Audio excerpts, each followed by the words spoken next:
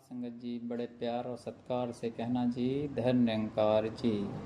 सात संगत, तीन लोक नौखंडों में गुरु से बड़ा न कोय, करता करे न कर सके, गुरु चाहे सो होए। सात संगत जी, ऐसा हमेशा से सुनते आए हैं।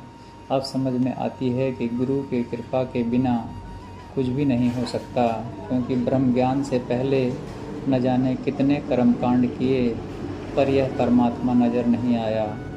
पढ़ते थे किताबों में कि गुरु गोविंद दो खड़े, काके लागू पाएँ, बलिहारी गुरु आपने जिन गोविंद दियो बताए। अर्थात परमात्मा और गुरु दोनों सामने खड़े हैं, किसको नमस्कार करूं?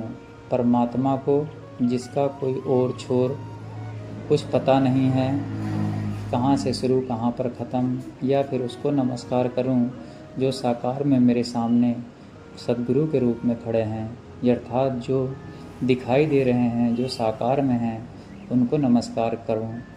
तो ये बात समझ में आई जब सद्गुरु ने कृपा करके ये समझाया। और साथ संगत, बहुत ही सुंदर एक दृष्टांत आता है कि एक परिवार में रिवाज था कि जैसे ही शाम होती, एक परिवार के सदस्य की ड्यूटी लग जाती कि दरवाजे पर खड़े होकर जो सूप होती है, जिससे चावल या धान या गेहूं साफ की जाती है, उसे लेकर के दरवाजे पे खड़े होकर उस अंधेरे को, रात के अंधेरे को बाहर की तरफ दरवाजे से फेंकना है, जैसे कि रात के अंधेरे को वो बाहर फेंक रहे हों। और सुबह होते ही काम बंद हो जाता। प्रचलन था कि यदि हमने ऐसा नहीं किया तो ये अंधेरा बाहर नहीं होगा और उजाला ही घर में नहीं होगा, अर्थात सुबह की जो सूरज है, ऐसा ना करने पर निकलेगा ही नहीं। एक बार उस परिवार में एक पुत्र की शादी हुई। उस परिवार में एक नई बहू का आगमन हुआ। उनकी सास ने कहा कि आज बहू का पहला दिन है, इसलिए इसकी ड्यूटी आज न लगाकर कल से लगाएंगे, ताकि ये अंधेरे को ये भी फेंकना सीख जाए।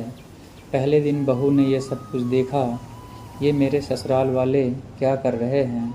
उसने कुछ नहीं कहा, लेकिन ये क्या, दूसरे दिन बहू से भी कहा गया कि आज तुम्हारी ड्यूटी है कि अंधेरे को दरवाजे पर खड़े होकर सूप से बाहर की तरफ फेंकना है।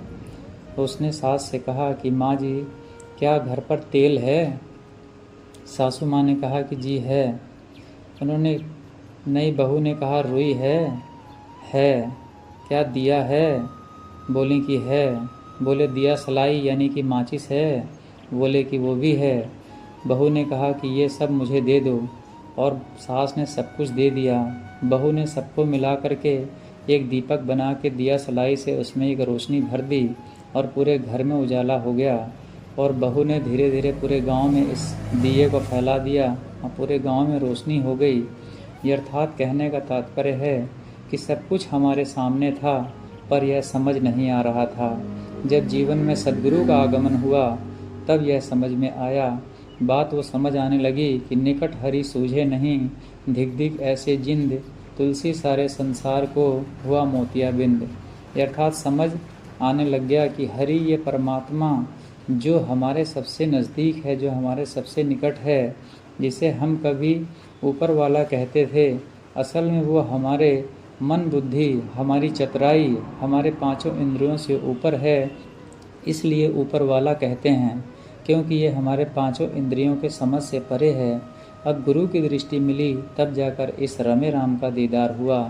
अब संतों के चरणों से यही अरदास, यही प्रार्थना है कि हर पल इस निराकार, इस परमात्मा की याद बनी रहे और इनके साथ हमेशा हम चल पाएँ।